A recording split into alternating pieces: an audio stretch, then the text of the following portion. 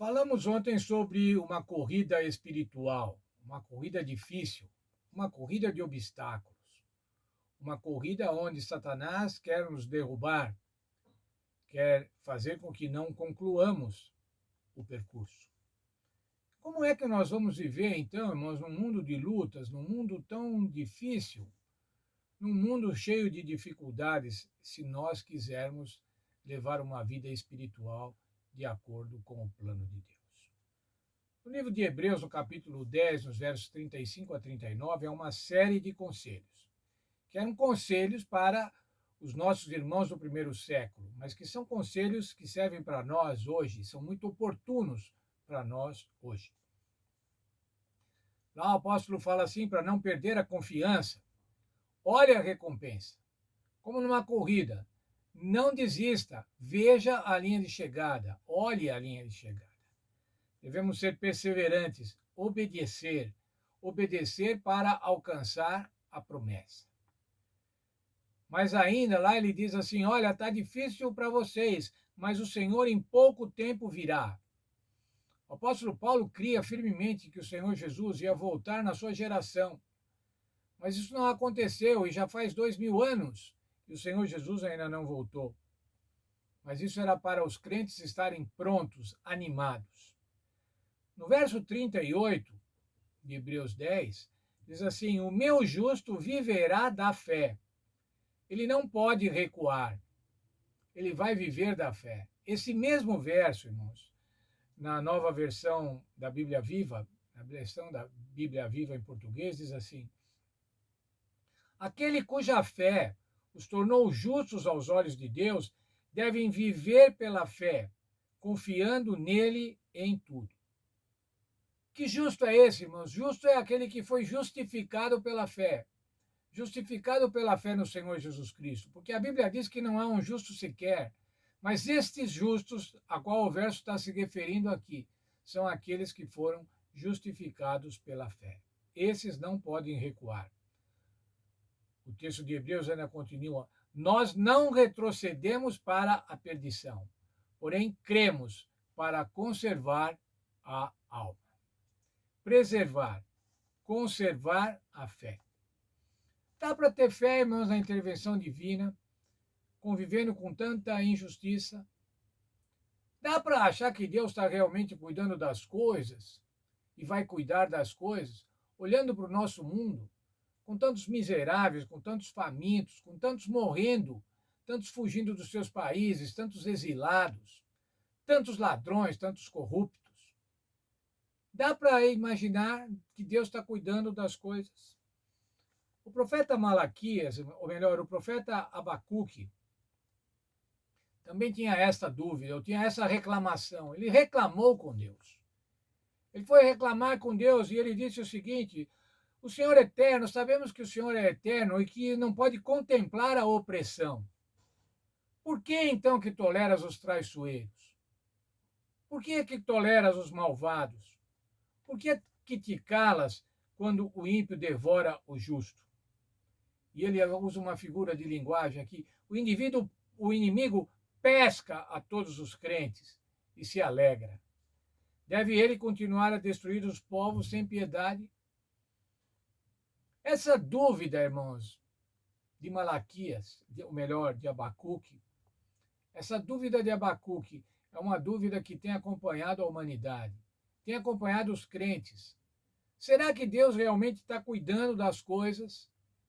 Dá para ter fé vendo tudo o que acontece de mal? Veja a resposta de Deus em Abacuque, capítulos 2, verso 3 a 4. Escreve a visão. Faça um outdoor. Esse verso é muito interessante, mas ele é o primeiro verso da Bíblia, pelo menos é o único que eu conheço, que Deus fala assim: olha, faça uma placa muito grande. Faça um outdoor. Eu quero que tenha comunicação visual nessa mensagem, não só uma comunicação escrita. Faça um outdoor para que quem passar, mesmo correndo, possa ver. Escreve, veja como é importante isso. O senhor estava usando uma mídia diferente agora, era uma mídia visual. Uma placa, um grande cartaz. Tudo que está acontecendo, tudo tem um fim determinado, tem um tempo determinado.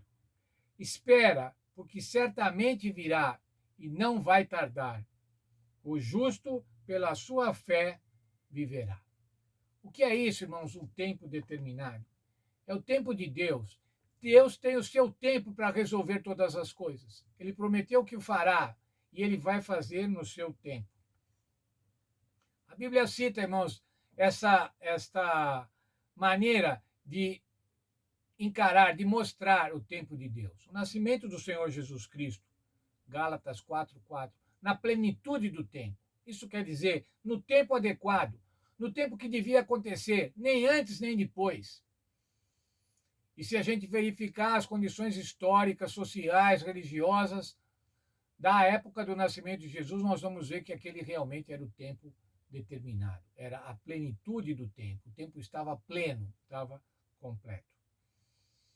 Abacuque 10:37, ele diz assim: virá, ou melhor, Hebreus 10:37.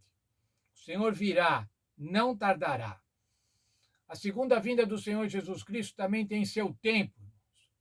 Às vezes nós ficamos muito preocupados em querer saber qual é esse tempo. O importante é estarmos prontos, irmãos. Os nossos tempos não são os tempos de Deus. O Senhor Jesus pode vir na nossa geração, ou pode vir daqui ainda a muitas gerações. Faz 2000 anos que o apóstolo Paulo falou que o Senhor Jesus viria no seu tempo, e ele ficou pronto para isso. E os crentes que viveram depois do apóstolo Paulo também ficaram prontos para isso. E eu espero firmemente, também estar pronto para a volta do Senhor Jesus. Mas se ele vai vir agora, irmãos, ou se ele vai demorar mais alguns anos, ou se ele vai demorar mais um século, não é o meu problema. O meu problema é estar pronto para quando o Senhor Jesus chegar, ou estar pronto para quando chegar a finitude da minha vida. E eu descansar e aguardar a volta do Senhor Jesus Cristo. Lembre-se, irmãos, os tempos de Deus não são os nossos. Mas temos uma promessa, irmãos, uma promessa da sua volta. Veja o apóstolo Paulo falando ao seu companheiro Timóteo, capítulo 2, verso 13. Se somos infiéis, ele permanece fiel, porque não pode negar-se a si mesmo. O Senhor Deus disse que voltará, o Senhor Jesus disse que voltará. Os anjos falaram da mesma maneira que vocês estão vendo ele subir, ele há de voltar. A Bíblia está repleta de passagens falando da volta do Senhor Jesus Cristo. Para quê? Para alimentar a nossa fé. A nossa fé de que o Senhor Deus cuida de todas as coisas, ainda que pareça que não. Ainda que a gente fique inconformado, como o profeta Abacuque. Mas o Senhor Deus cuida de todas as coisas. O Senhor Deus garantiu que vai voltar e que vai pôr uma nova ordem nesse mundo. Vai colocar esse mundo no projeto original, conforme a sua vontade. E nós temos que crer pela fé. Nós vamos viver pela fé. Os justos, aqueles que são justificados pelo sangue do Senhor Jesus Cristo, devem viver pela fé. Eu e você devemos viver pela fé.